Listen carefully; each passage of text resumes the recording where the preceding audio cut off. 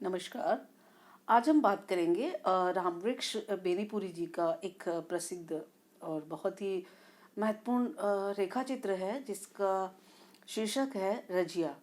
रजिया शीर्षक के अंतर्गत रामवृक्ष बेनीपुरी जी का रेखा चित्र है जिसमें कुछ महत्वपूर्ण हम अवतरण ले करके और इनकी व्याख्या करते हैं जो कि परीक्षा की दृष्टि से भी बहुत महत्वपूर्ण है और इस रेखा चित्र को समझ की दृष्टि से भी ये हमारे लिए बहुत ही महत्वपूर्ण है।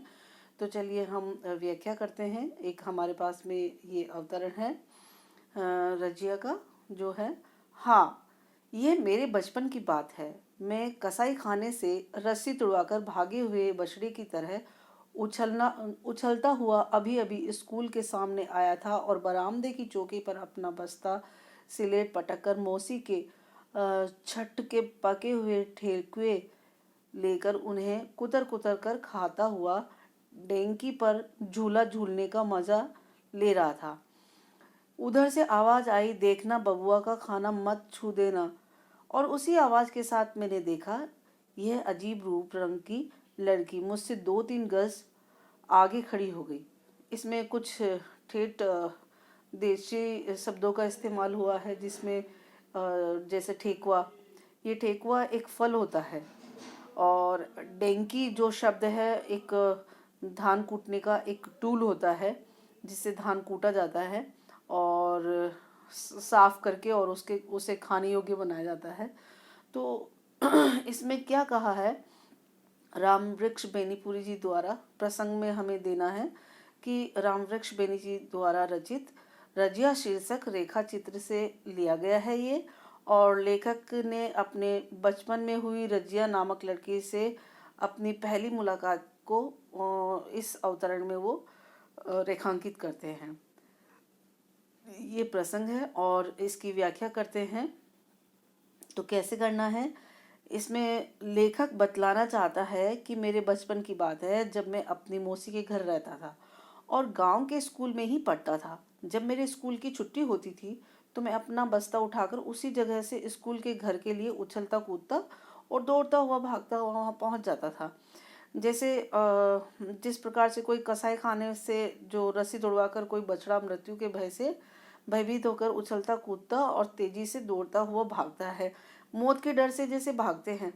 तो इसी तरह का जो उसका जो पढ़कर के बाहर निकल कर आने का जो समय होता था तो लगता था मैं सारे बंधनों को तोड़ करके और अपनी आज़ादी को मैं प्राप्त कर लूं। ऐसा मतलब कसाई खाने की रस्सी से तुड़वा कर जो भागने का एक सुख होता था कि अब जीवन समाप्त हो गया, उस तरह का जो जीवन को बचाने का प्रयत्न होता था वैसे ही उसका मतलब घर जाने का एक मतलब अवसर वो तलाश करता था। इसमें बछड़े के भागने के बंधन से मुक्त पाने का भय और मेरी दौड़ जल्दी घर पहुंचने की खुशी का भाव अंतर रूप में समाया हुआ था। मतलब लगता था कि भागते हुए मैं तुरंत मौसी के पास पहुंचूं। इसमें क्या है कि लेखक कहता है जैसे जैसे ही उछलता कूदता हुआ स्कूल से घर पहुंचता, बरामदे की चौकी पर अपना बस्ता स्लेट जो होती थी वो सब पटक कर उस समय विशेष में मौसी के छत के जो छठ का जो त्योहार होता था मौसी का, और छठ के त्योहार पर पके हुए ठेकुए मतलब एक फल जो होता ना तैयार हो जाता है खाने के लिए, तो वो ठेकुए लेकर उन्हें कुतर कुतर कर खाता और आनंद लेने के लिए डेंकी पर झूला झूलता। जो धान कूटने का एक यंत्र होता है, टूल होता है, उसको पकड़ करके वो अब उसके चारों तरफ घूमता है। तो वो उससे क्या है कि वो अपने आप को आनंदित महसूस करता है जैसे झूलते हो बच्चे, इस तरह से वो करता है। तो इसी समय पास के आंगन से एक आवाज़ आई और देखना बबुआ। आवाज़ क्या थी वो थी देखना बबुआ का, अर्थात लेखक का जो बचपन का जो संबोधन था वो बबुआ करके, और देखना बबुआ का अर्थात लेखक कहना चाहते हैं संबोधन में कि खाना मत छू लेना। और उसी जो आवाज़ आती है उस आई आवाज़ को सुनकर लेखक ने निगाह ऊंची कर देखा। मतलब कि क्या हुआ, कौन क्या कह रहा है उसे।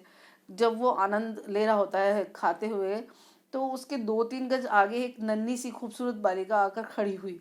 वो उसको देखता है। ये रजिया है जिसकी मुलाकात रामवृक्ष बेनी जी, जो बेनीपुरी जी जो है लेखक है, उसकी इस रेखा चित्र के माध्यम से बता रहे हैं कि मेरी उसके साथ में जो पहली मुलाकात है वो ऐसे हुई कि जैसे वो उसको समझाने के लिए आ रही है कि भाई आपको क्या खाना है क्या नहीं खाना है, आप कहीं पूरा ख़त्म नहीं कर देना।